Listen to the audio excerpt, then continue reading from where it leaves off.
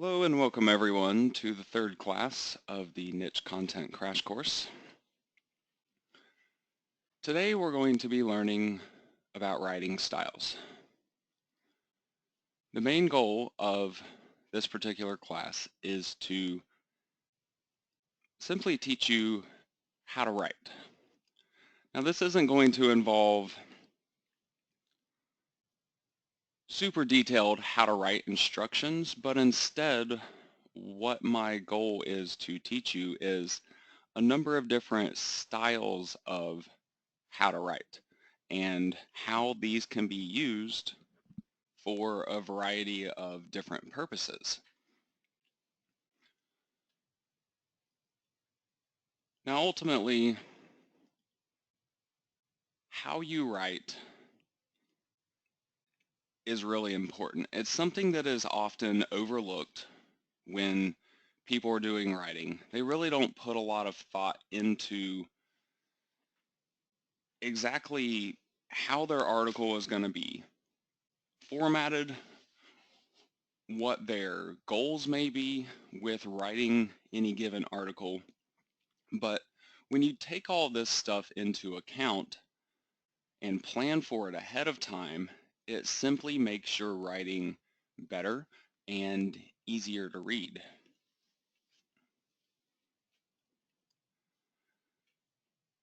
There are a lot of different cases with articles that you're going to publish, especially on a website.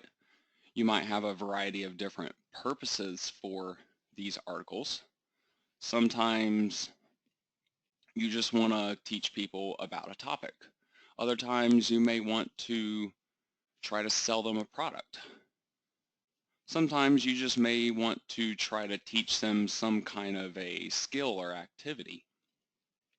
Well, each of these different goals should be approached in a different way with your writing using a different writing style. Now, in addition to the writing styles, I'm also going to be giving you some general writing tips and some of my best practices recommendations. This will be towards the end of today's class, and the whole point of this is just simply to help you produce better quality writing. A lot of people overlook some of the simple stuff like that, and it really shows when they have a completed website up and people are reading it. They can kind of tell that shortcuts were taken. And so the end of today's class is going to be geared towards helping you to overcome those potential issues.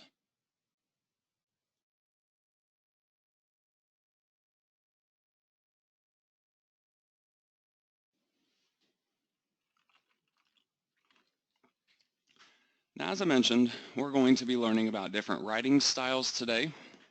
This is our main class goal, in addition to teaching you how to choose the best writing style for any given article topic. And then finally, I will be concluding today's class with my recommended best practices to keep in mind when you're writing. So to start out with, I want to talk about the first writing style, which is informative writing.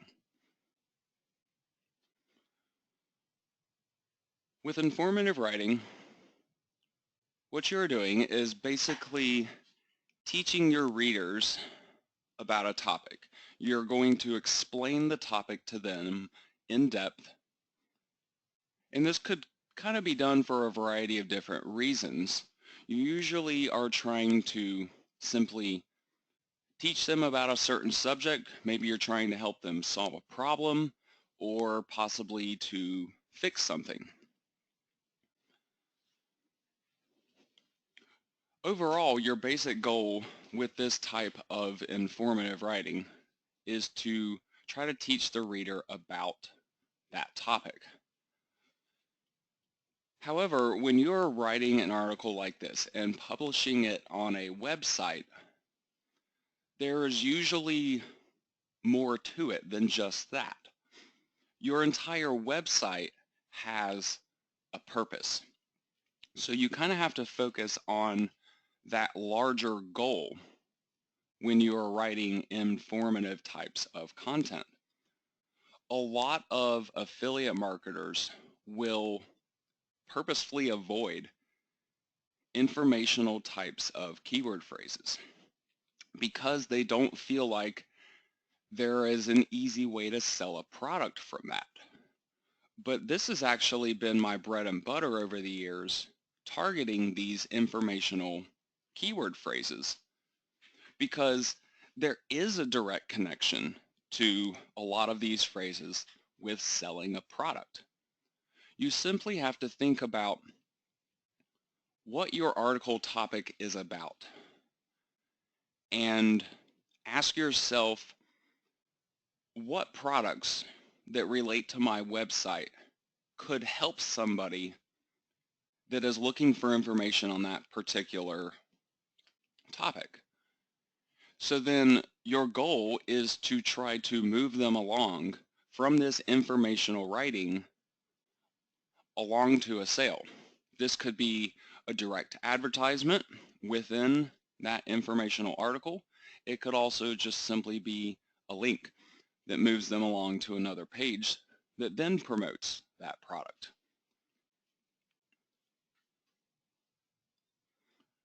So with all of that said, think about why you really want somebody to read your informational article. Once you really know why, you can more easily decide the best way to arrange your content and the things to say to them in order to direct your readers along to that goal. As an example, if your article is trying to teach somebody how to solve a particular problem, you simply end your article with a couple of sentences, maybe a couple of paragraphs that are talking about a specific product that will help to solve that problem, and then you simply direct them to take a look at that product. Now I'll show you an example of this in just a moment here. Before I do though, I want to talk about when you should be using this type of informational writing. Informative writing is something that you should likely end up including somewhere on all of your websites, but you do not want your entire website to be all informational content. Instead, you would want to use this type of content for articles that will target various informational keyword phrases, phrases that don't really have a direct connection with a particular product, for example, would be considered informational keyword phrases. Phrases where people are just looking for information on a certain subject. This can also be supporting content for your product pages, your sales pages, where pretty much any given product has a variety of different uses. It might have a number of different problems that it could help solve or something along those lines. So you can target a number of different informational keyword phrases that relate to those uses of those products, and therefore you're building this supporting content, and this supporting content will then link up to those product pages and simply help you to make more sales. Now, I also recommend this type of writing for general educational ebooks and even for video transcripts. If you simply want to be teaching somebody about a particular subject matter through an ebook, through a video, or through a website article, this is a good approach to take.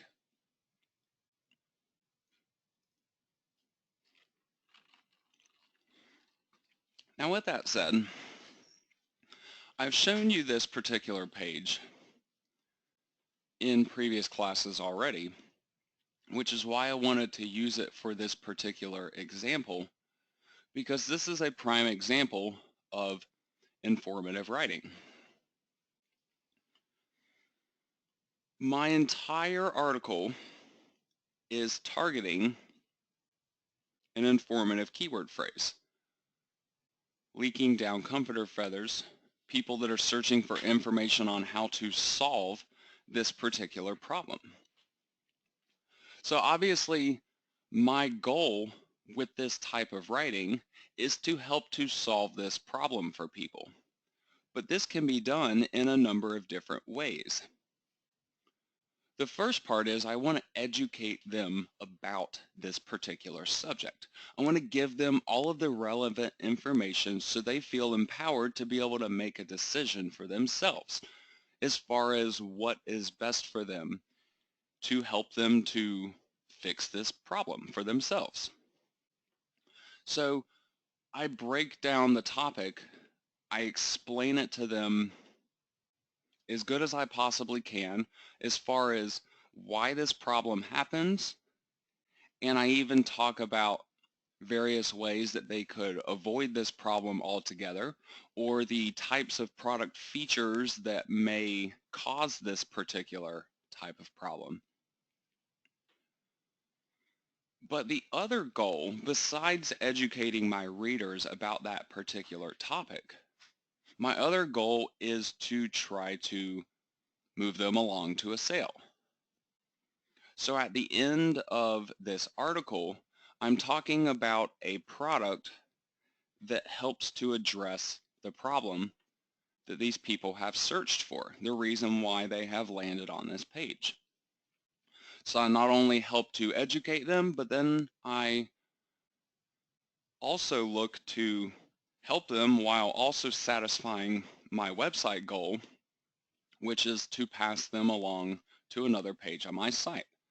And this just happens to be a page that is then promoting products as an Amazon affiliate. So this is how you transition from informative content into landing a sale. This is also how you are helping to address the goals of your readers, where they are looking to learn or be educated about this type of information, but then you're also helping to accomplish your goals of getting affiliate ads in front of people's eyes. And even more important than that, you're kind of qualifying this traffic that you are sending off to other pages, because you know when people land on your page of informative writing that they are interested in a particular topic, or you might know that they're trying to solve a particular problem.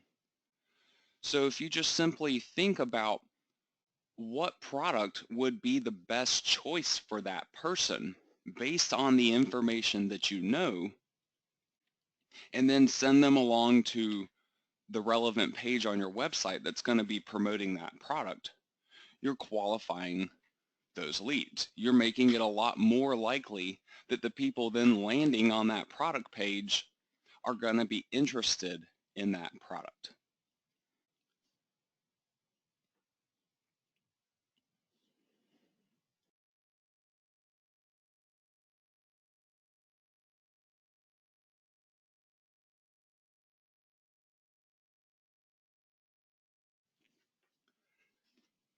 Now, to a certain extent, informational writing could kind of be a very broad type of category. One specific type of a writing style that could be considered as a type of informative writing is something called a tutorial. However, I kind of classify tutorials as a separate writing style because it requires a completely different approach from my perspective. I'm also trying to deliver something completely different from what I am normally trying to deliver in a standard informational article. So with a tutorial, the main difference between this and informative content is with a tutorial, I'm trying to break down teaching that topic with a number of clearly defined steps. This could be teaching somebody how to build something, how to do a particular activity, creating something. It really doesn't matter what it is, as long as it's something that you can break down into steps and guide them through those steps one at a time to help them to complete whatever this project is. As a writing goal, for your readers, you want to be able to give them enough information to where they feel like they could actually try this tutorial for themselves, that they could actually follow your steps and complete the project or be able to do the activity or whatever it is that you're trying to teach them. For you though, there might be a number of different reasons why you want to create a really good tutorial and why you would want somebody to actually read it and try it out for themselves.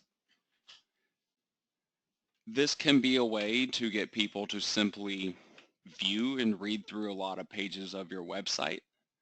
It could be used to build loyalty with your readers, to perhaps get them to follow you on social media, follow you on a newsletter list, or you may simply be trying to get them to buy one or a number of different products. Ultimately though, it really doesn't matter what your goals may be with the tutorial, because it can honestly be used for any of those types of goals and potentially for even all of them combined together. What I like to do when I am considering putting together a tutorial is I think about what I'm going to be teaching my readers. Then I consider what are the various products and tools and things like that that somebody would need to be able to complete that actual project. So then, throughout my tutorial, my goal is to try to refer sales on those particular items that they're going to need for that tutorial. However, my goal is not to try to sound like a salesman trying to get them to buy these things.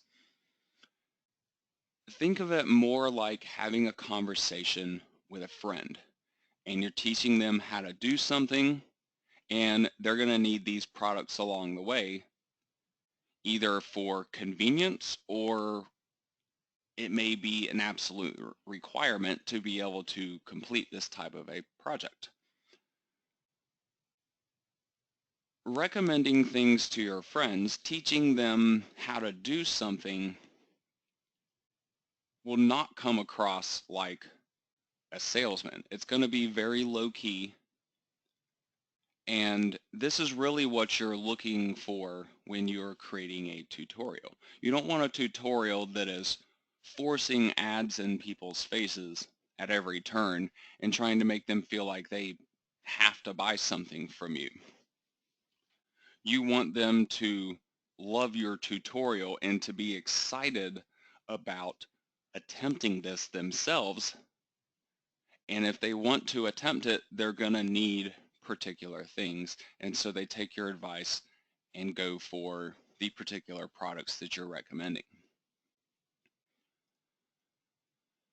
So as far as when you should be using this particular writing style, not all websites will have a need for a tutorial. It's really just going to depend on the subject matter of your entire website and also the various topics that you want to try to target throughout the pages on that website.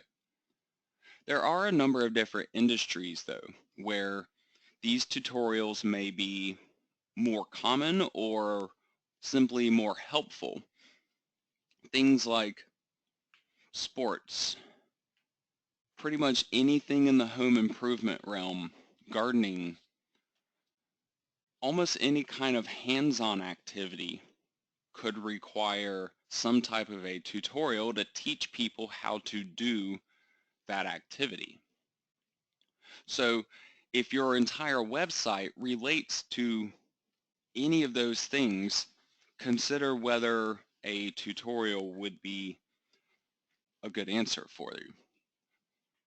Now, in general, when you find a really strong keyword phrase, something that has a lot of search engine traffic that relates to your website, and it's something that you want to target, and you believe it would be a subject where people would expect to find a tutorial, it could be a really great way to attract that search traffic and to refer sales on it. Simply because these tutorials offer the opportunity for really long, in-depth content, and not many people really do these types of pages, and Google loves them. Google will throw these pages up into the tops of the search engine rankings really, really fast, even for a fairly new website, simply because of the overwhelming amount of high-quality content. Now, just as an example, somebody's searching a topic like how to reseed their lawn. They wouldn't just be looking for a fairly short article that briefly talked about the various aspects involved with reseeding their lawn. They would be much more interested to find an in-depth tutorial that broke everything down into clearly defined steps and likely even provided pictures or maybe even a video or something to go along with it that helped to detail that process. On top of that, they also would not mind some ads along the way that were promoting a number of products that were needed to accomplish that particular project, such as a seed spreader, different kinds of grass seed, hay to spread out after they have seeded everything, sprinklers to water it all.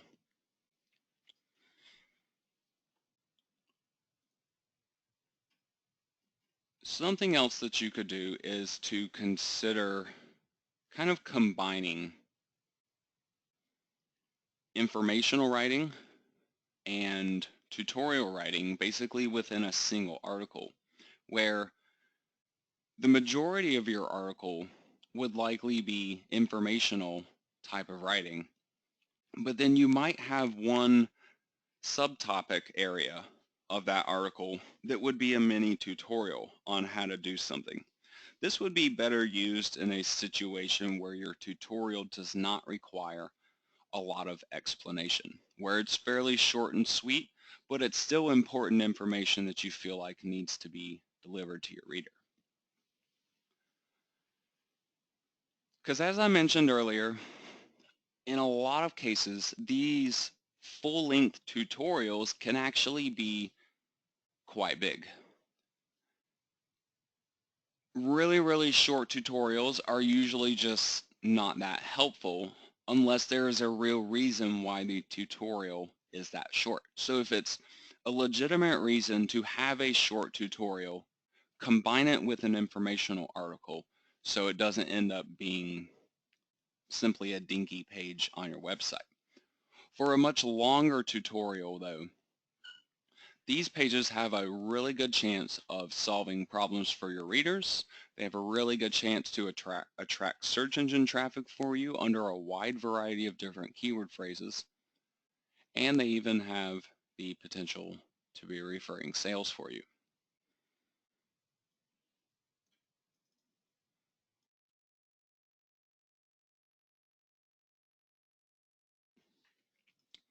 Now this particular page is a page that I've created. It is a tutorial page. And this is actually one of the longest, most in-depth tutorials that I have probably ever created. And it has to do with my hobby, growing carnivorous plants. The point, though, is that this entire tutorial is designed to encompass all of those different aspects that I was just talking to you about. It's targeting a wide variety of different subjects that all relate to a single topic. It's providing a very large amount of in-depth, very useful information to other people that are involved in this hobby. And it also helps to refer sales for me on various products that are needed to attempt something like this yourself.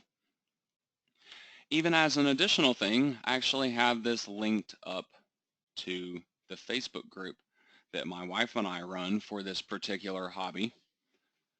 And so we're gaining followers, we're building readers, we're referring sales all at the same time. And the readers really appreciate the type of information that we provide. Now, I definitely can't sit here and detail this particular tutorial for you guys over the course of this class because, as you can see, it's absolutely massive. It takes me a pretty decent amount of time just to scroll through the whole page. A couple of parts of it, though, that I would like to point out to you. And you're welcome to go back edencps.com and check out this tutorial for yourself a little closer at any time. But throughout this tutorial, anytime supplies are needed to be able to complete this type of project, I simply make a list. It's very low-key. You really scrolling through or reading through this page, you might not even realize that there are advertisements here, when in fact each of these links for these various types of products, they're all pointing to the Amazon website for these products that I have personally purchased and used in this particular project. So this is simply an easy way for me to refer sales on the products that I personally use in this particular hobby. It also provides that really helpful information for my readers because in my particular hobby, at least, there is not a ton of good, accurate information that is available out there. And so that's basically what I've done. I've asked myself, what does this marketplace need? And how can I deliver that to them? And the end result is this particular website, this particular tutorial. In addition to being this really large tutorial page, this entire project actually encompasses 3 separate tutorials. I built these 3 pages when I created this grow chamber here for these plants. And it details every single step of the entire process for this whole project, including the actual construction itself, all of the electronics that go into it, and at first glance it may not appear like it, but these plants have very particular needs. They grow in the tropics, but they grow on mountains in the tropics. And so They have very specific temperature needs. They need really cold nighttime temperatures, but they need constantly high humidity. And so this is not just a box that holds these plants with a light sitting over top of it, but it's completely environmentally controlled. Temperature is controlled around the clock with different temperatures at day and at night. Same thing with the humidity. It's also completely automated to where I just fill it up with water once a month or so and it takes care of itself. It automatically waters all the plants for me. And so I detailed all of this stuff. I detailed the cooling systems that I built for this particular growing chamber. I also detailed the automated watering system that I put together for this particular growing chamber. And each of these tutorials works in the same way, where I just simply detail what I have done. I show pictures, I link up to the relevant Amazon products that I have used in the process. And so this type of approach has been very effective and has helped to build an enormous amount of loyalty with my readers, because you just simply can't find that kind of stuff with that amount of detailed information available pretty much anywhere.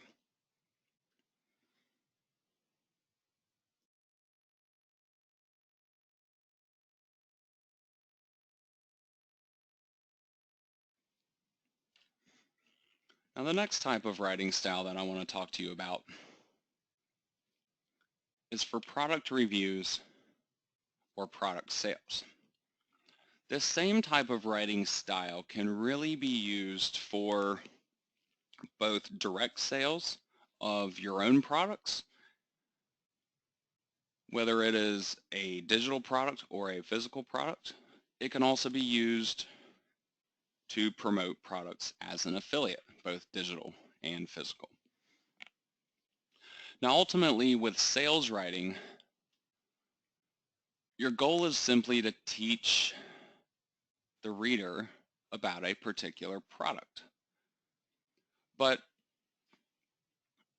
besides just talking about a product and talking about the different features that it has, which would be the typical type of thing you might see on a product review or a product sales page, you can even go into detail about the various problems that this product can help to solve, the uses for the product, how somebody would benefit essentially from buying and using this product.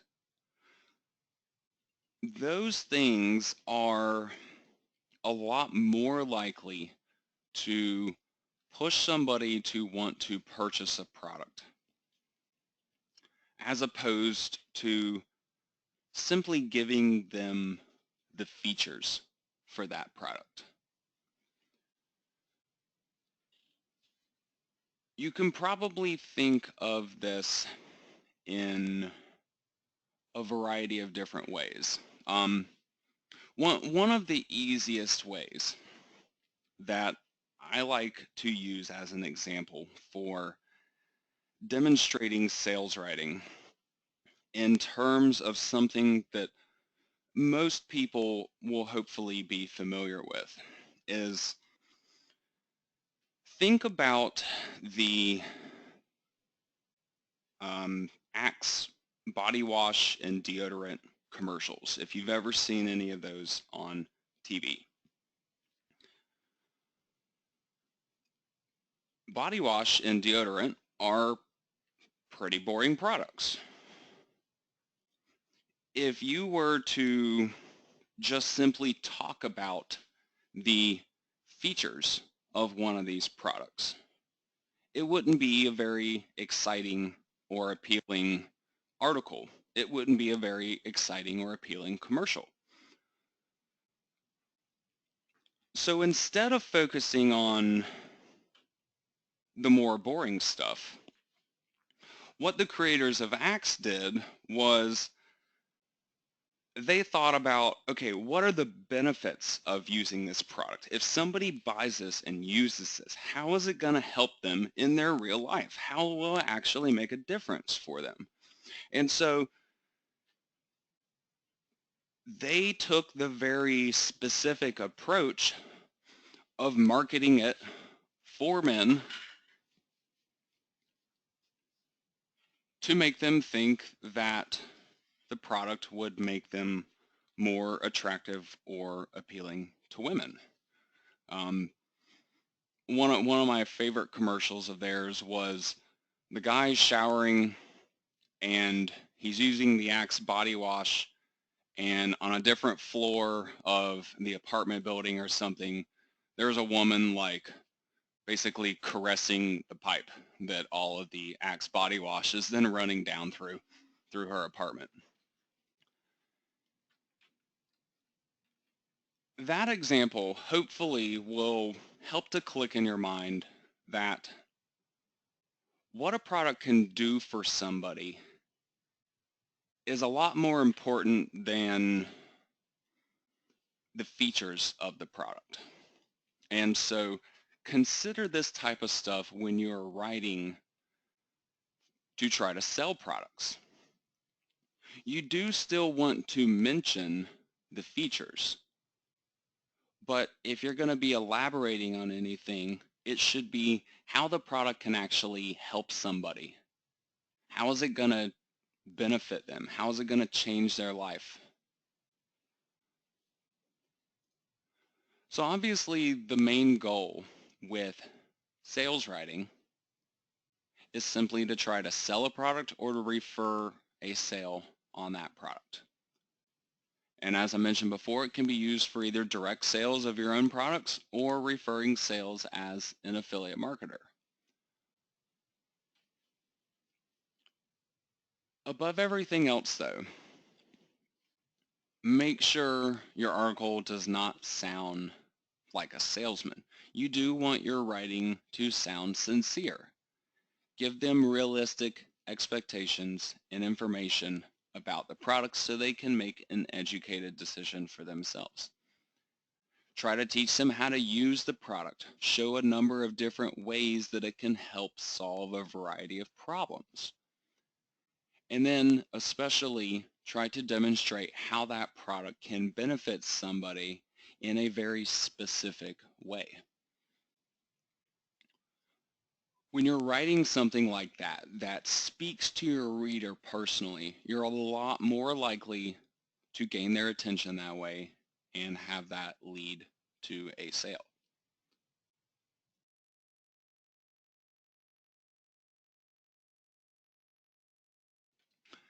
Now, pretty much every website has this type of content, these sales pages on them. However, your website does not need to be filled with nothing but these sales pages. Think about informational topics, tutorial topics, and how those can complement these product pages. I actually like to start with the informational and tutorial topics. I'll figure out what I want my entire website to be about. I will figure out what some of the more popular, potentially useful topics would be as far as informational or tutorial topics that I could try to teach people on that website. And then I ask myself, what are the perfect products for those topics? After reading through each particular article, what product would be the best choice for my reader?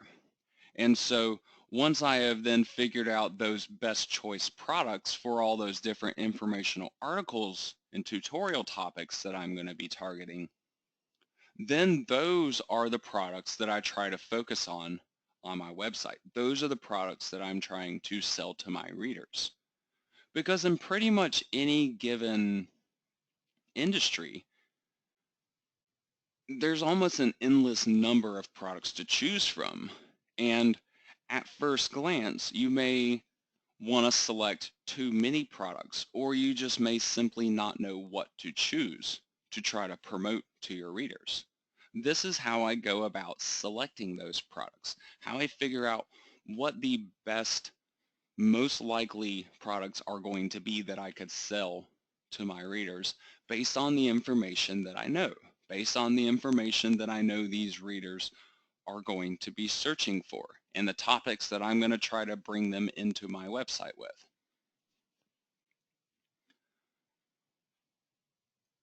Once I have this list of products figured out, then I just create a standalone article for each product. Sometimes I'll create a page for a single brand of products, but they're limited to a particular type of product.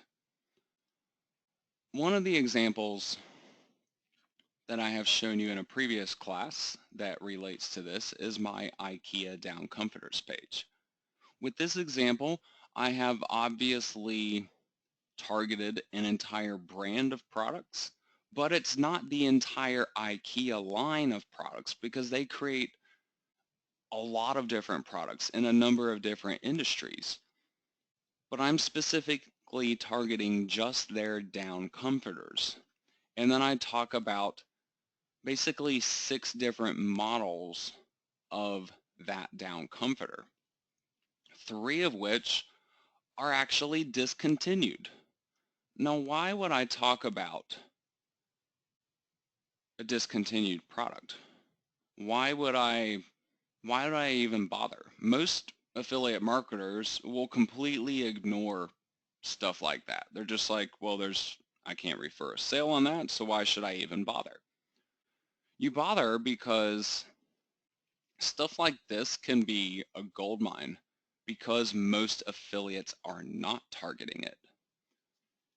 Any product that's discontinued is going to have super low competition from the other affiliates. But people don't know that. The readers don't know that. They still might know these names. Companies pump millions of dollars into brand and name recognition these days. And so long after a product is really effective or even being used or sold anymore, there are still people out there searching the internet for those products. And so what I try to do is say, hey, this product that you're searching for, it is a discontinued product, but guess what? It's been replaced by this one, and this one got replaced by this one, and so on and so forth. And so people that were hoping to be able to buy this particular product, instead of just being let down and told it's not available anymore, I direct them to the comparable product that replaced that particular product. So then I'm targeting not just the discontinued product name, but the new product name as well. And so I'm covering my bases across the board. I'm helping to provide quality, useful information, though, that readers are genuinely interested in finding out about. This particular IKEA page attracts an enormous amount of traffic, thousands of unique searches every single month, just on this one page alone.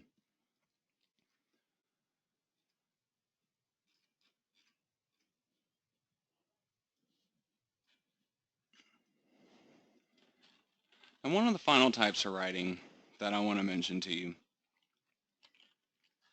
and this is one that I'm going to be going into a lot less detail with, is just simply called creative writing.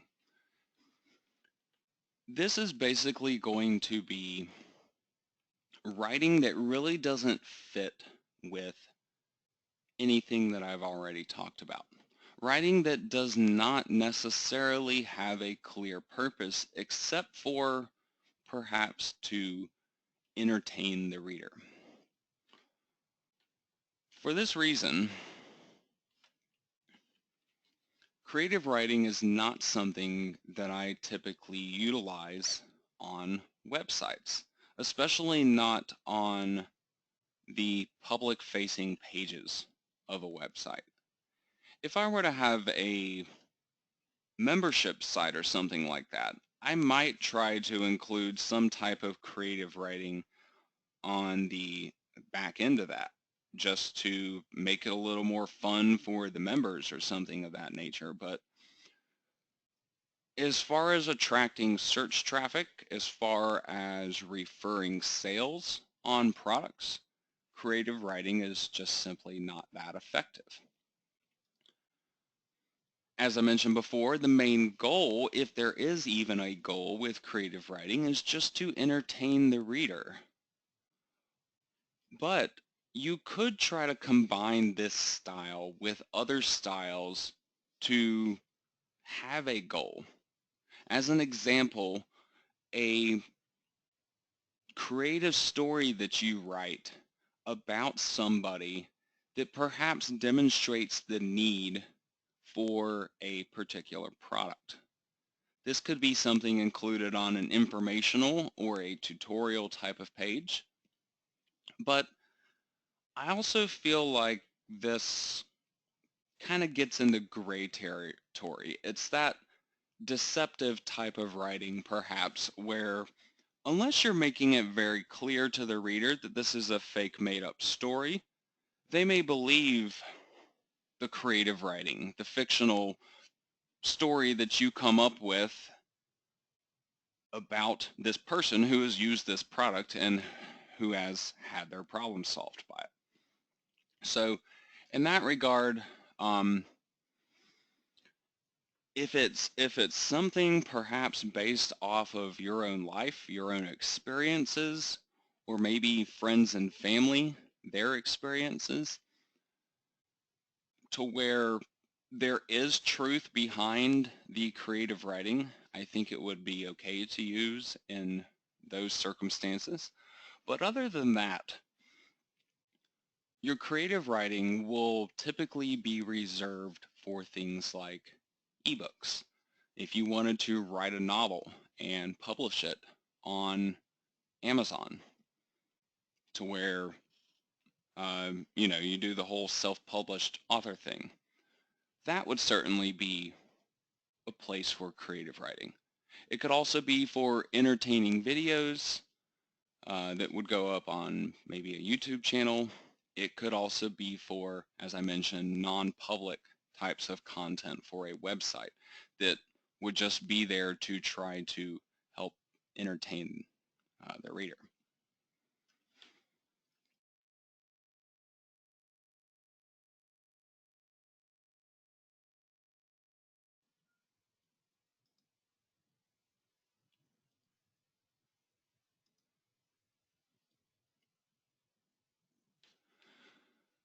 So with that said, I want to give you guys some tips on the actual writing process, especially having to do with projects where you're going to be writing more than one article, not necessarily about the exact same topic, but about very similar topics.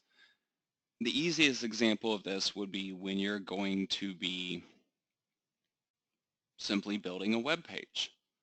I will commonly pick one single subject for my entire web page to be about, but then I will break that down into a lot of times 20 or so different topics, and each of those topics will become its own article and its own page on that website. You can certainly approach a multiple article project like this in a number of different ways, but the ways that I recommend to approach it are designed to simply help you create better content for your readers to be able to respond to that content better, for search engines to be able to give you better search rankings because you are providing better content on those subjects. One of the biggest and most important things that I can recommend is simply to learn before you write. And this doesn't just have to do with one single article. I'm talking about the entire website project all combined. And this especially is the case if you're going to write about a subject that you really do not have previous knowledge about.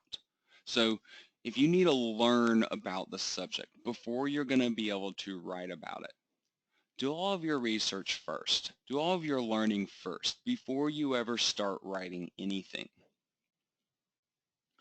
And I'm not just talking about one particular page. Don't go out there and research the topic for one page and then write the article for that page and then go back to research for the next topic.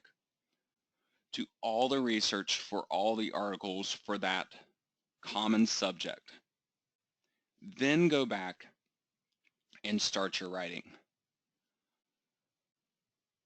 When you're building the entire website like this and learning about everything before you start your writing, you will often find that a number of the article topics that you have picked out for that entire website, a lot of times some of those topics will relate to each other, or they will share some type of common information. And a lot of times these are really important connections that you won't really recognize unless you do your research first, unless you do the learning first before you start writing. Otherwise, if you're just doing research and then writing for an article and then moving on to the next article, you can just simply end up missing some of that important information along the way. When you can make these connections ahead of time, though, between these topics that you're going to be covering on your site, you can make sure to provide useful information for your readers having to do with those topics. You can also plan how you want readers to proceed through your entire website, because it's not just about any one individual page. Sometimes those pages are there to simply move people along to other pages on your site. And so getting everything together ahead of time helps you to come up with simply a better plan for your website, a better plan for the content that will be on your website.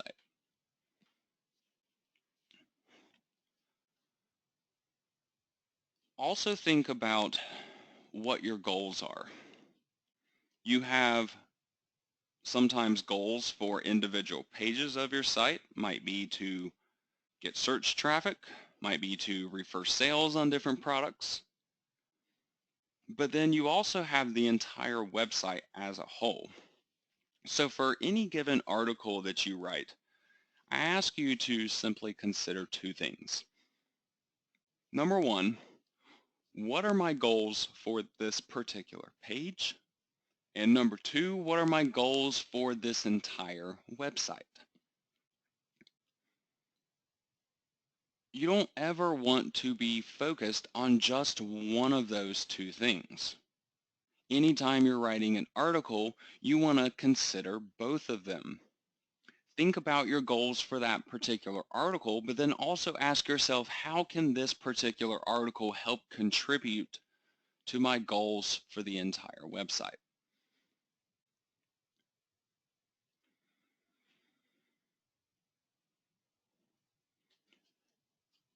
One of the easiest examples of this is the informational content that I've been talking to you about. A lot of these informational pages, their main goal will be to attract search traffic by getting search engine rankings, but they can contribute to the overall goal of the entire website by still referring sales, by simply funneling that traffic along to other pages of your site that are going to be selling a product. But you don't just blindly do that.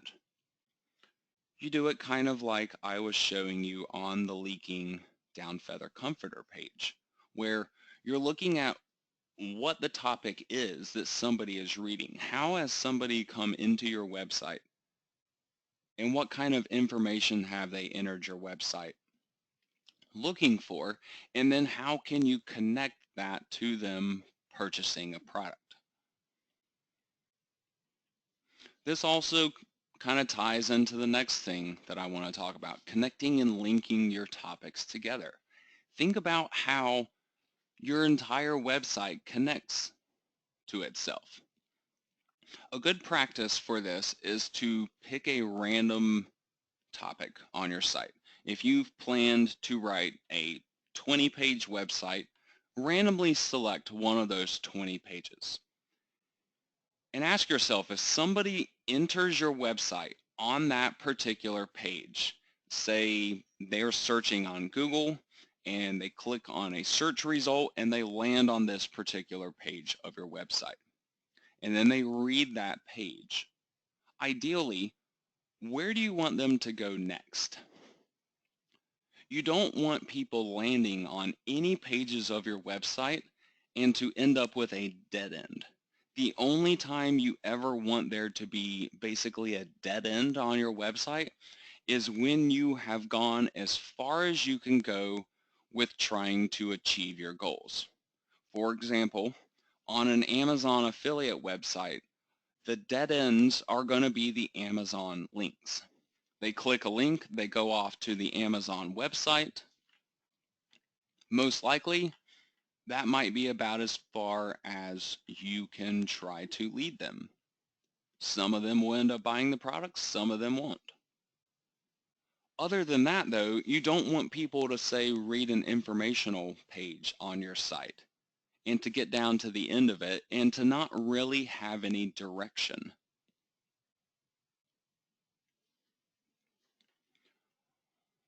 One other thing that is extremely important is to avoid duplicate content. You've probably heard duplicate content be talked about, having to do with search engine optimization before, but this is actually a fairly confusing subject for many people because they don't really quite understand exactly what Google and other search engines are looking for or what they don't want to see when it comes to duplicate content. The phrase duplicate content is not actually referring to your content on your website being 100% unique from other content that is out there on the internet. This duplicate content is actually talking about you duplicating your own content from your own website. This is something that Google does not like to see. However, there is kind of an acceptable limit to that. I don't like to personally teach people what I believe the acceptable limit is. I'll mention that it's roughly a third. About a third of your content, in theory, could be duplicate content, and Google might not penalize you for it. But it doesn't mean that they like to see that type of practice either. So for this reason, if you are going to take any piece of content off of your website and reuse it on another page of that same website, do not make any more than 10% of that entire page duplicate content. Everything else should be unique content.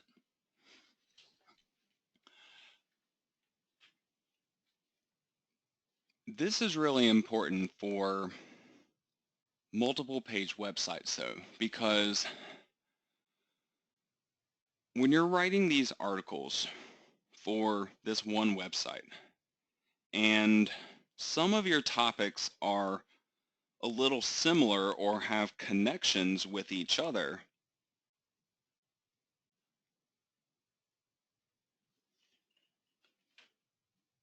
you basically end up in a situation where you may find yourself mentioning the same things or the same pieces of information on more than one page simply because it's relevant. It's quite okay to do this. You can talk about the same thing on more than one page of your website, but you simply just don't want to do that by copying and pasting your content from another page. Just take that statement that you want to reuse and just rewrite it in a different way. Rephrase it in your own words again. This will make your site more interesting for the readers. It will also help to ensure that you don't end up getting penalized by Google for something like this too.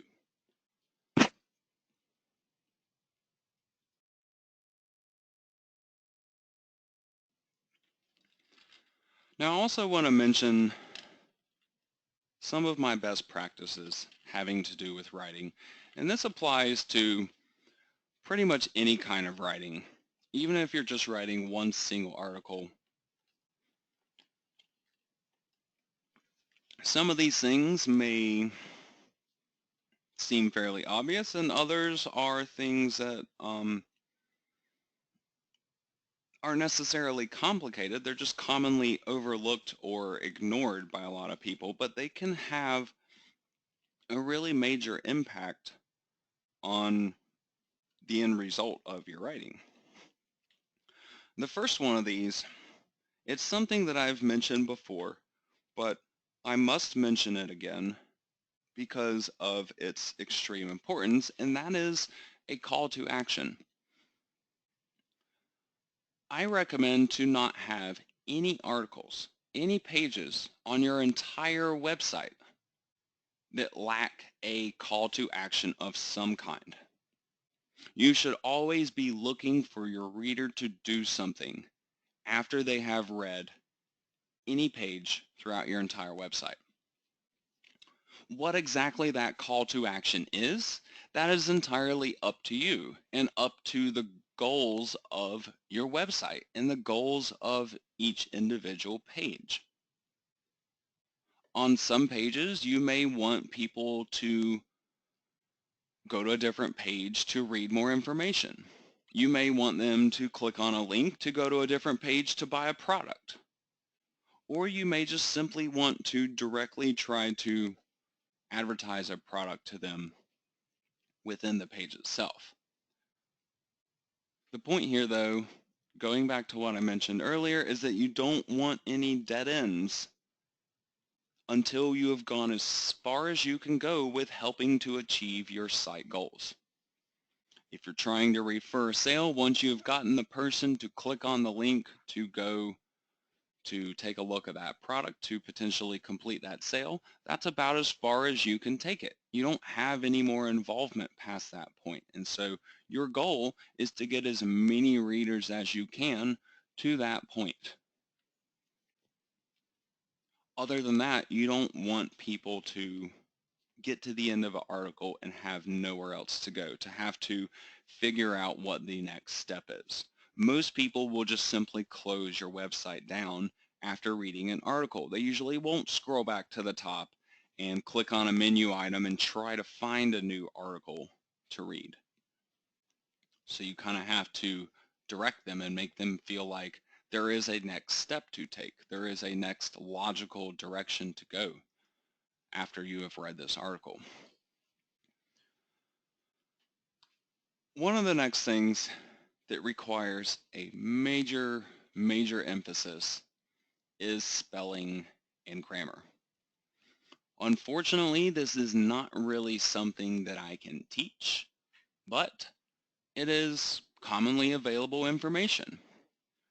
If you know that you are lacking some skills in this particular area, just simply put some extra focus on it. Try to spend a little bit of time learning some basic English grammar rules. Try to make sure you are always using a word processor that's going to be able to do things like spell check for you. However, while modern word processor software such as Microsoft Office, or my personal favorite, OpenOffice. These things will check your spelling and sometimes even your grammar, but those features are certainly not perfect. So if you 100% rely on those features to do all this stuff for you, you will most likely end up with articles that are lacking in this area. When you have problems with spelling and grammar, this can be pretty much the death of your writing almost instantly. There are a lot of readers, myself included, if they're browsing through, say, Google, and they click on a search result and they land on a web page, and that page is incredibly difficult to read, if there are blatant spelling mistakes all over the place, I'm probably just going to close the page down and go and look for a different one that is easier to read. And so with this one simple problem, no matter what the information in your article actually contains, it could be the most useful information in the world, but if it's loaded with spelling and grammar mistakes, very few people are actually going to power through that and actually try to read it. So with that said, if you're writing articles for yourself, for your own websites, this may not have a major impact on you immediately, simply because your articles may attract search traffic. And you may feel like a lot of your goals are being achieved. But if you find that you're getting a lot of traffic and that traffic is just not staying on your website, if they're not moving through your pages, if they're not clicking on your links to go and purchase products, things of that nature, ask if it could possibly be for this reason.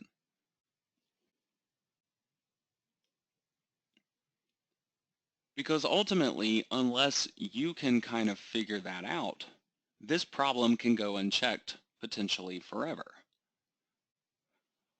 On the other end of the spectrum, though, if you're actually getting paid by somebody else to write articles for them and you're delivering work that has these types of issues in it, I would not expect to get future work from that same person. I would not expect to have a happy customer in the end. I have personally had writers that do this type of thing where they research the topic really well. They provide a fairly well thought out article that has good information in it, but like every single sentence has some kind of an error in it. Spelling error, horrible, horrible grammar errors, incomplete sentences, run-on sentences, things of that nature, to the point where I then find myself spending an hour or two editing an article that I probably could have written in about the same amount of time. This becomes a major, major issue for publishers. And so if you are getting paid to write articles from somebody else, do not deliver this type of work, or simply do not expect to get continued work, or maybe even to get paid for it. I've had issues like this come up, and I am just like, I just can't accept this. I really need you to like proofread this to correct some of your spelling and grammar issues, and to make it to where, I don't have to spend hours editing this article before I can actually publish it. And I have actually had people come right back in 30 minutes and be like, okay, I ran the article through a spell checker. It should be good for you now. Hopefully you could understand that that's not the right way to approach that type of a situation, being the writer. if you're getting paid for work, your goal should be to provide high quality work. And if it's not worth it for you, then you shouldn't be doing that type of work. Or you should be simply saying, hey, to produce this quality that you're after, this is what I'm going to need to get paid. So I think this is worth the focus, worth talking about for a minute from both sides of the spectrum. Writing articles for yourself, writing articles for others, or even if you're the one that's paying other people to write articles for you. Issues with the spelling and the grammar will simply cause problems all across the board, no matter which of those situations you're in. So personally, I recommend to always read through your article manually. Still use something like Microsoft Office or OpenOffice. In case you're not aware, OpenOffice is 100% free. Use those things. Use the spell check. Use the grammar check. But then don't completely rely upon them. After you have written your article, after you have allowed the automated checks to take place, read back through the article yourself. Ask yourself if anything just doesn't sound right, if any parts are hard to read through or hard to understand. These are the things a lot of times that the automated checks aren't going to pick up on. And yet they are also some of the things that can cause you some of the biggest problems too.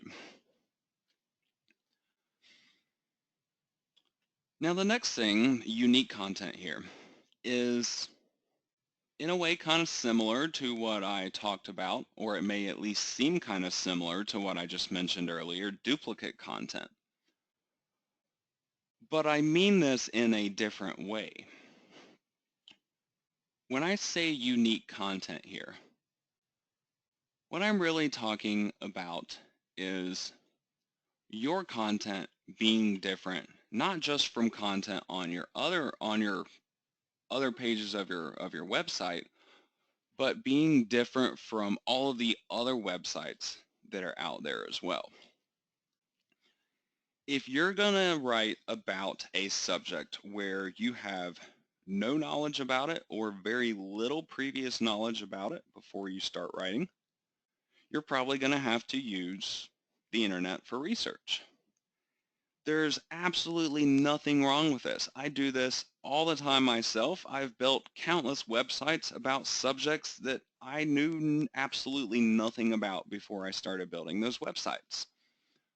The point is not that you need unique information or unique facts on your website that can't be found elsewhere, but it can't be phrased the same way. It can't appear to be copied from another website. There are a lot of writers, especially in the freelance writing industry, that try to cheat their employers and take the easy way out when it comes to writing content. One of the most common areas with this type of infraction has to do with Amazon product reviews.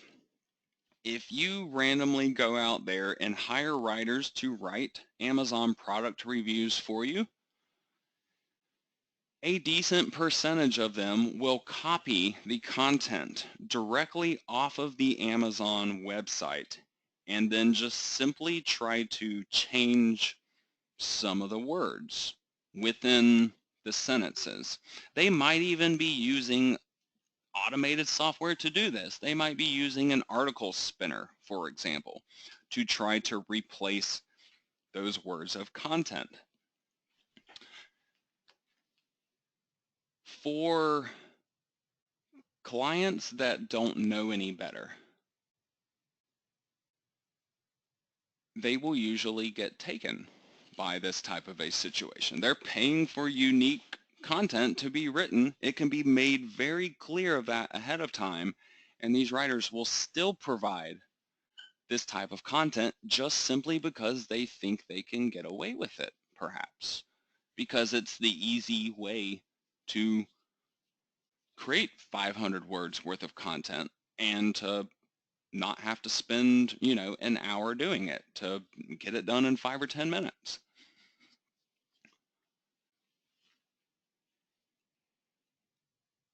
It may seem from a writer's perspective like, how could you possibly check up on something like this? How could you be completely sure that, the writer has copied this content from somewhere else?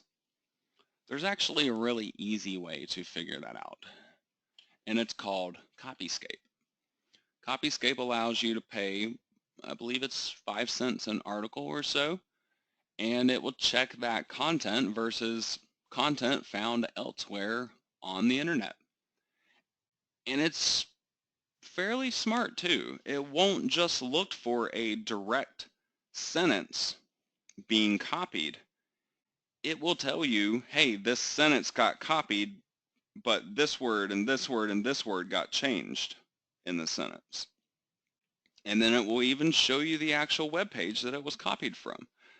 And so this is something I use whenever I outsource to have articles written for me. But it can also be useful for writers that are doing the article writing for others or even for themselves, just to ensure that they are indeed creating unique content. So with all this said, if you're going to want to use the same information that you find on another website and you want to reuse that in your own article, you must 100% rephrase it in your own words.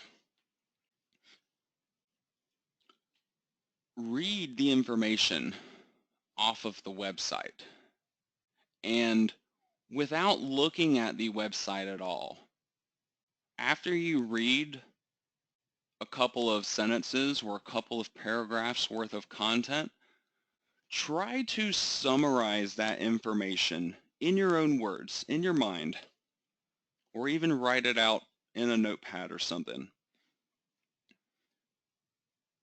This is more the type of tactic that you should be using if you want to reuse information that you find elsewhere, because in this way, you're much less likely to end up phrasing it in the same way.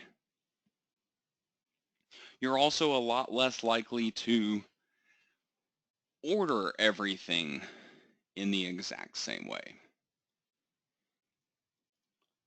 I want to give you an example of this here, just so you can really see what I am talking about. Let's say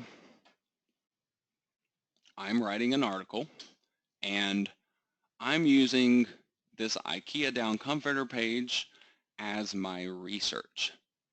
And I essentially want to say what is being said in this opening paragraph here. I want to say this in my article, but I want it to be completely unique content.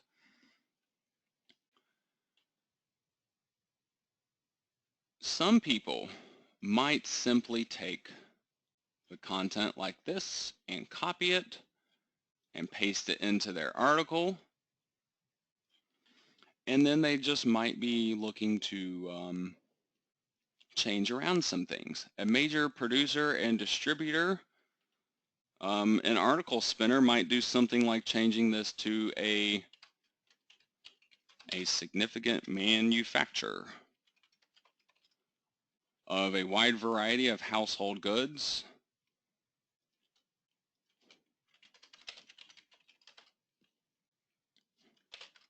So I could say of many different types of household goods, including down comforters, is the Swedish-based IKEA.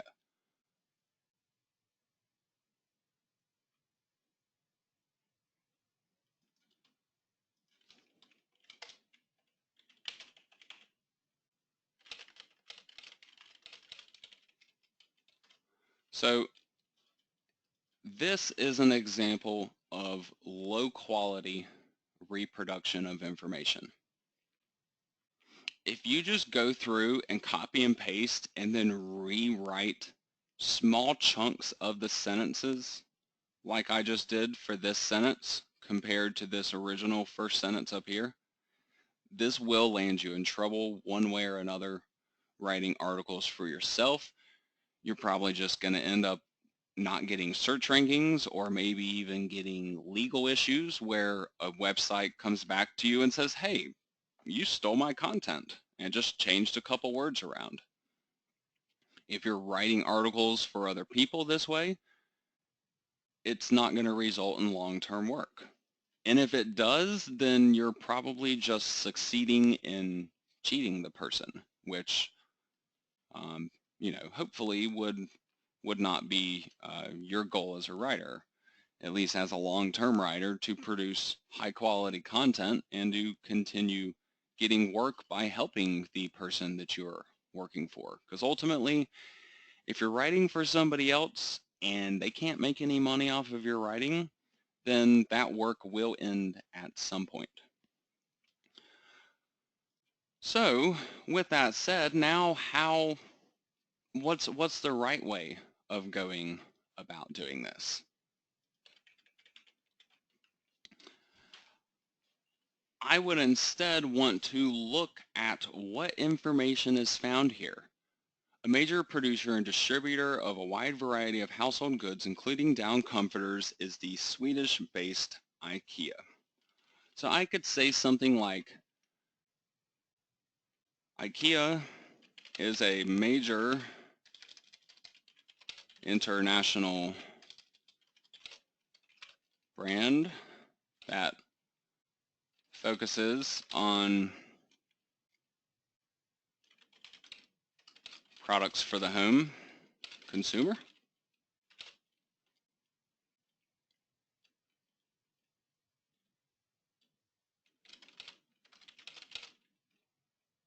One type of good that they make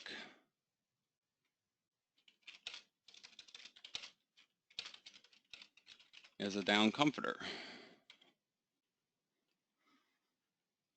I have still said most of these stuff. I could even say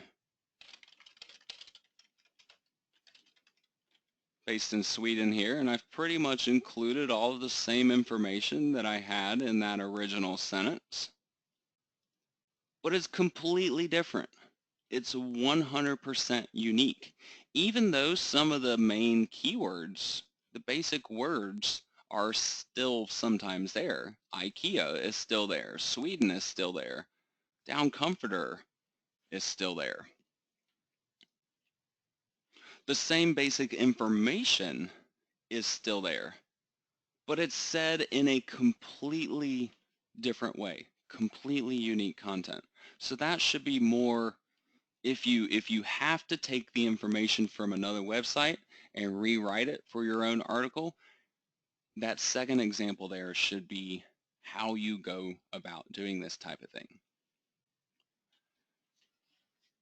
Now again, if you are doing writing for others, fair warning, most clients, including myself, will have a zero tolerance policy for copied content like that, like the first example that I gave you guys, where I just copied the sentence and replaced a number of different words from it.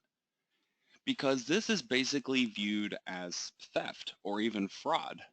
The client is paying for unique content writing, not content from another website that's just being rehashed, slightly rewritten, and that kind of stuff can bring potential legal issues. Especially consider whether your client, whether they're even building the website for themselves. For example, sometimes I will build websites for other people. I get paid for that project, but then I will subcontract some of the writing out to other writers. So what if I allow an article to slip through that is copied content off of another website? And then I give this to my client. then I have basically defrauded my client in the process because I was promising them unique, original, high quality content.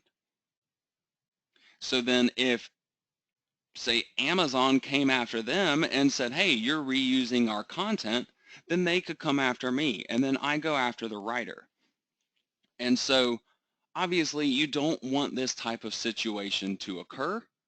Being the person hiring the writer myself, I just make absolutely sure that this type of content is not going to slip through the cracks.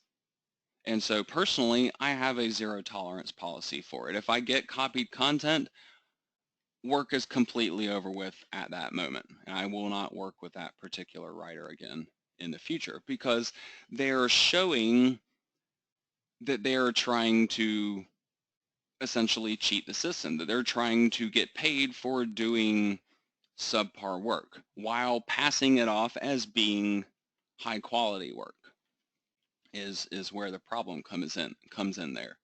On the internet, you don't really have much to go off of as far as trust for people. You don't get to meet these people in real life, and so you have their actions and their words to go on. And so when you can find something like this that shows you that their intentions are not the best, then you kind of just lose all potential trust in that person. So I felt like this was super important to mention to you guys at this point.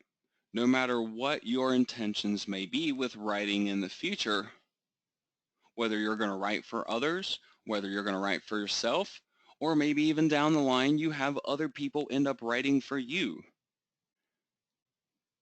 That is really helpful to know ahead of time.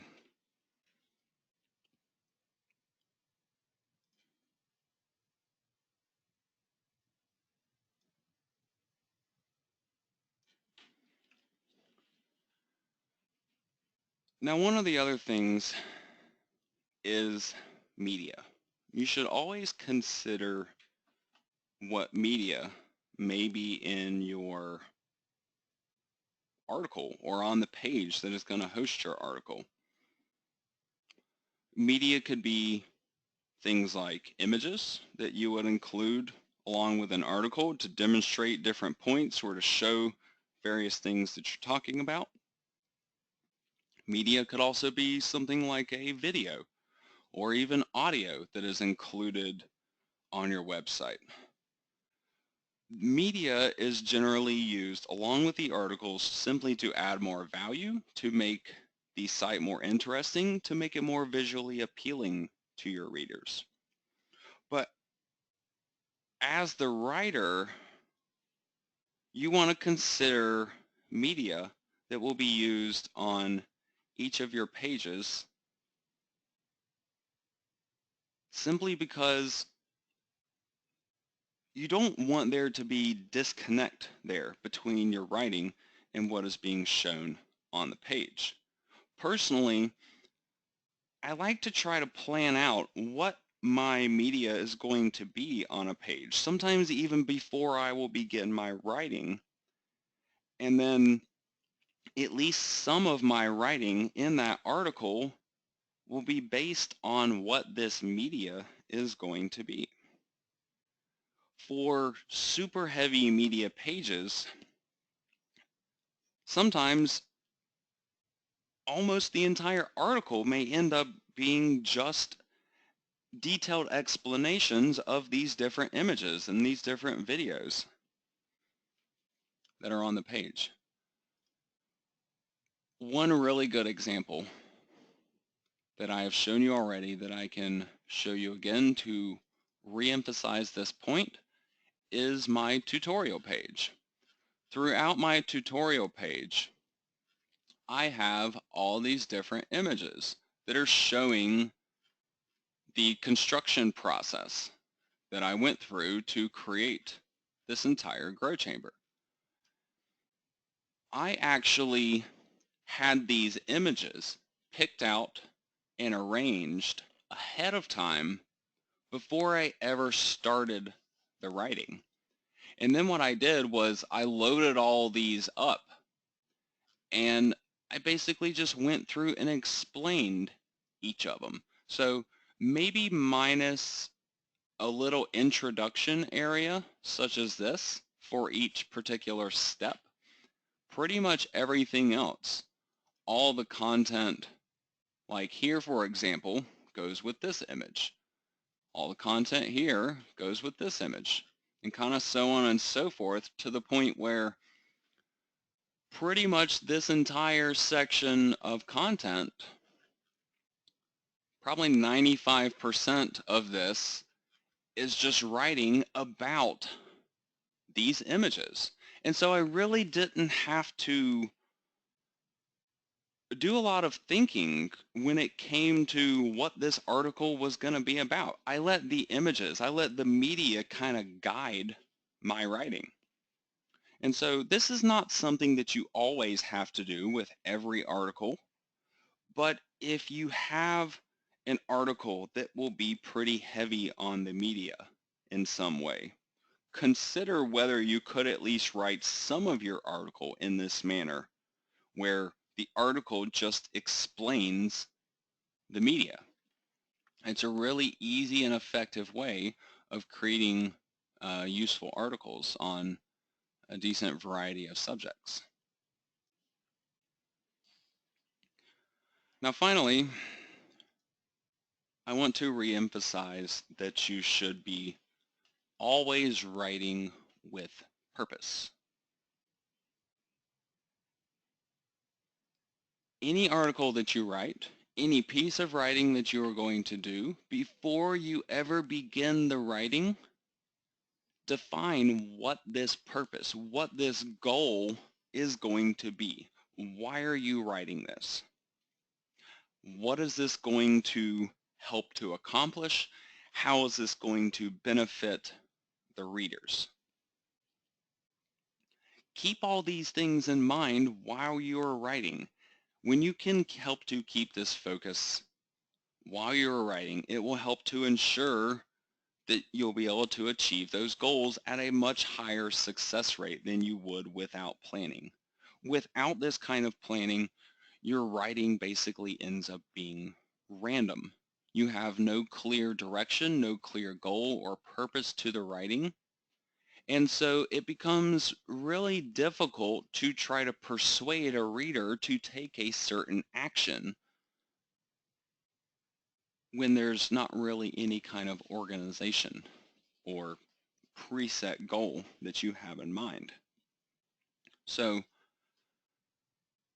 this, when it comes to articles that are going to go on a website especially, without exception, make sure every article you're writing has a purpose to it.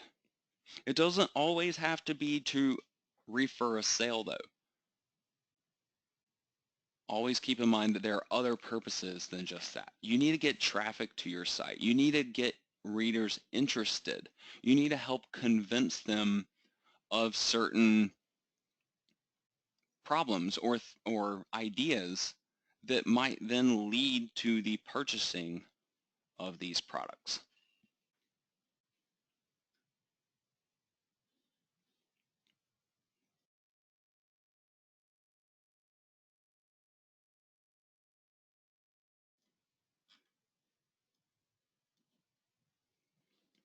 Nellie also mentioned that creative writing could still be monetized with AdSense.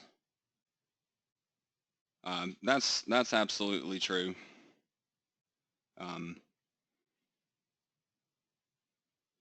Not everybody is always trying to refer a direct sale on a website. Some websites are just more interested in getting people to them, getting people to read the website and to visit the site and share it with their friends and even come back to the website in the future. And so there are certainly a variety of different business models that you can take with websites, and AdSense is definitely one of them, and I could certainly see how creative writing could be a little more effective for those. Personally, I don't run any AdSense websites myself. But I certainly think they're, it's a good business approach, depending on what it is that you're doing.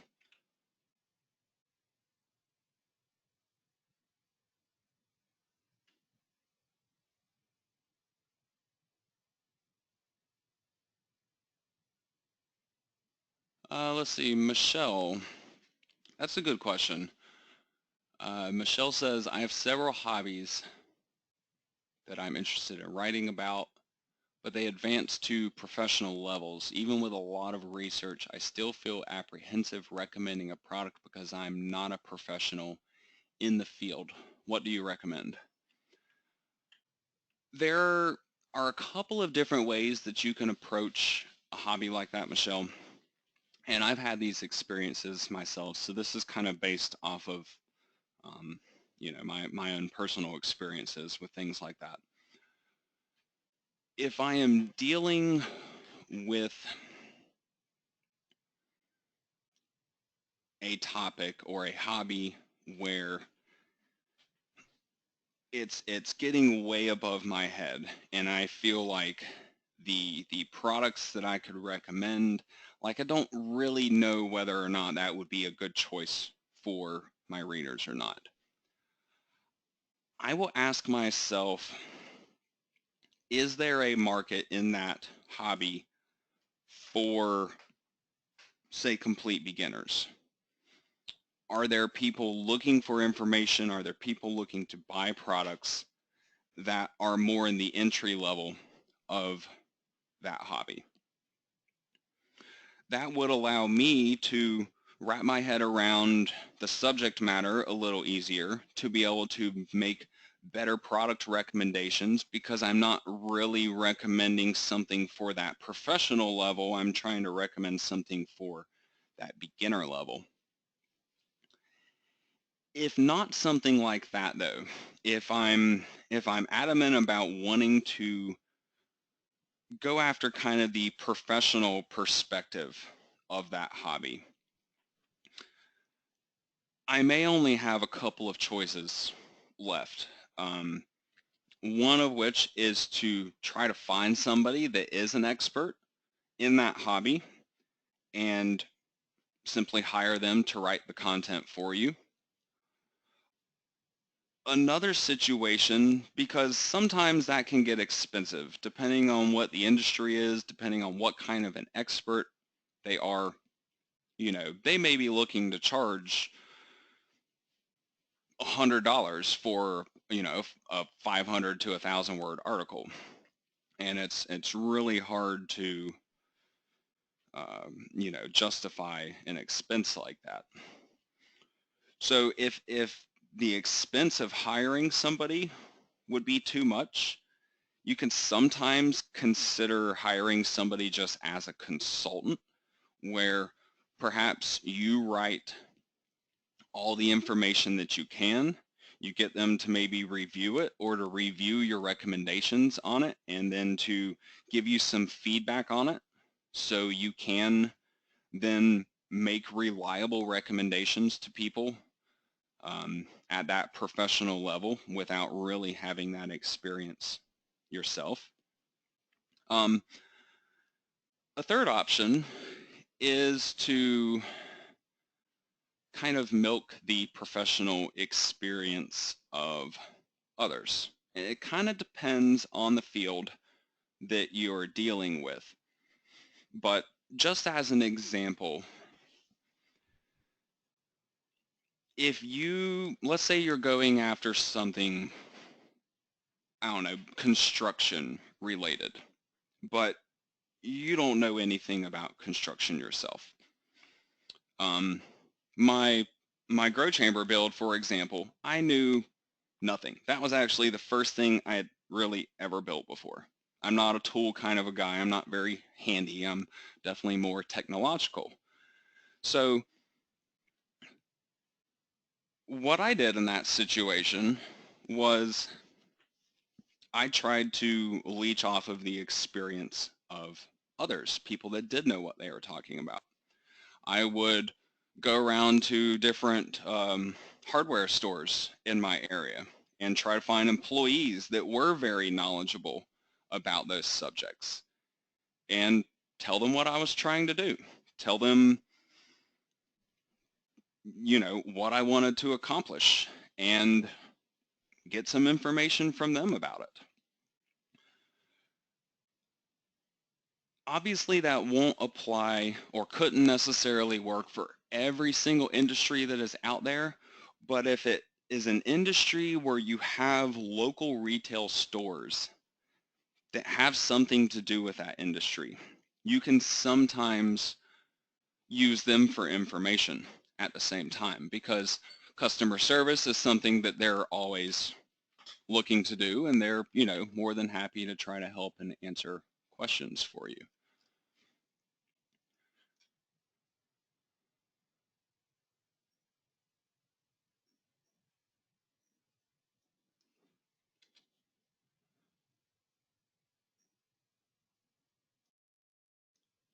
Nellie is asking, how much do I usually pay for article writing?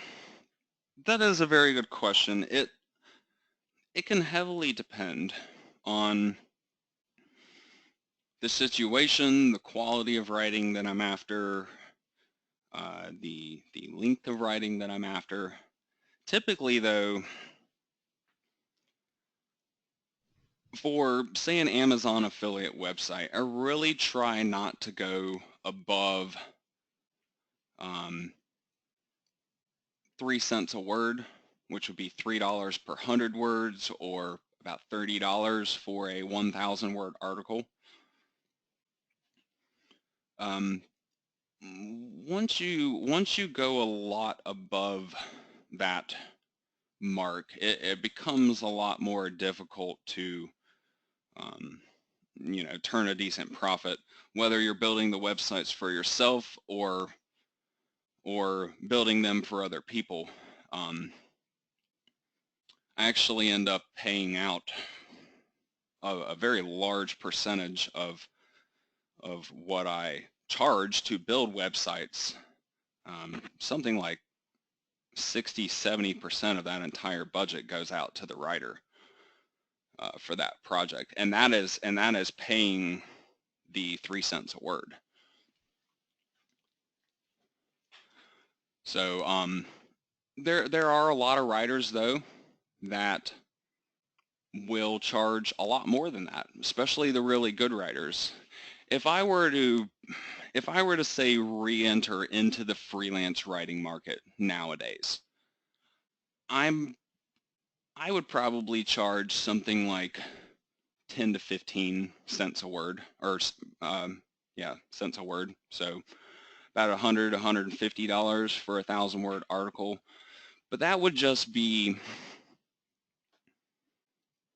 me with my 20 years worth of marketing and writing experience, to the point where I could produce super high quality articles for somebody at that rate on pretty much any given subject. So anywhere in between there,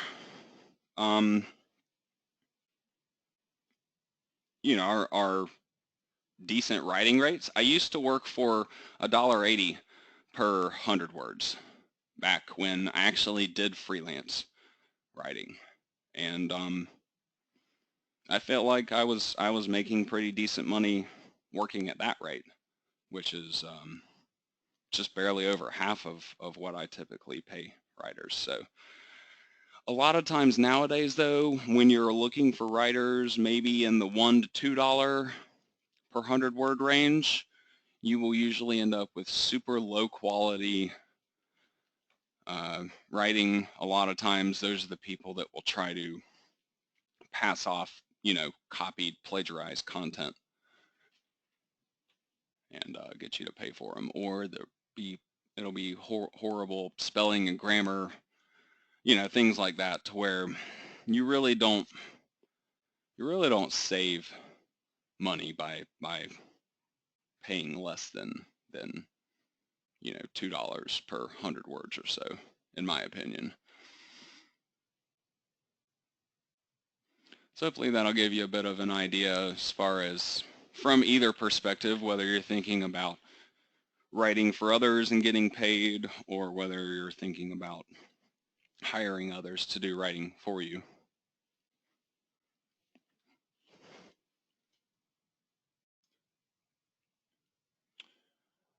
That's also a good question, Nellie. How many affiliate links can we put in a post?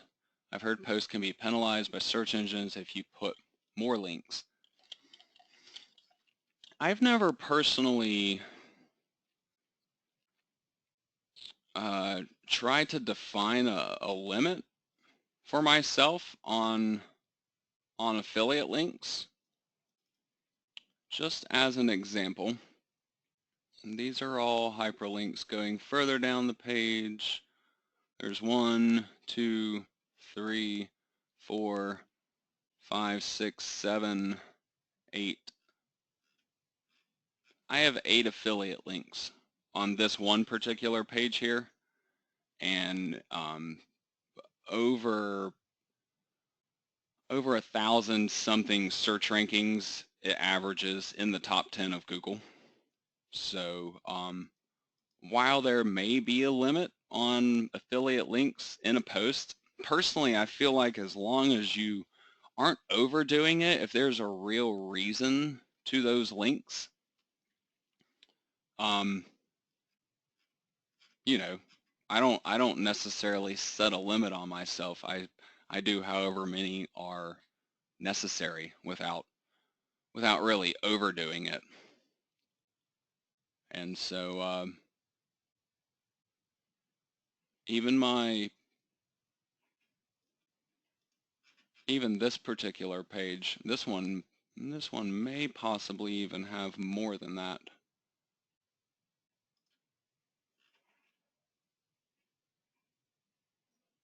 There's 2, 3, 4, 5, 6, 7, 8, 9, 10, 11, 12. This page has at least 12 affiliate links, and it also gets good search rankings. So it may not necessarily be a set number that you would want to be looking for or looking to stay under. Just try not to overuse them more than is necessary. That IKEA page that has 8, I believe it is something like a 1,200 word page, give or take, so might be 1 affiliate link per 150 words or so.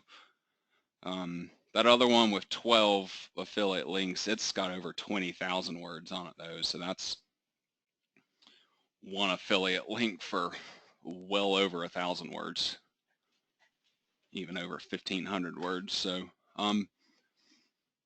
just don't make your percentage, your affiliate link to content ratio too overwhelming. But with a real life example that I've been able to quickly pull up and calculate,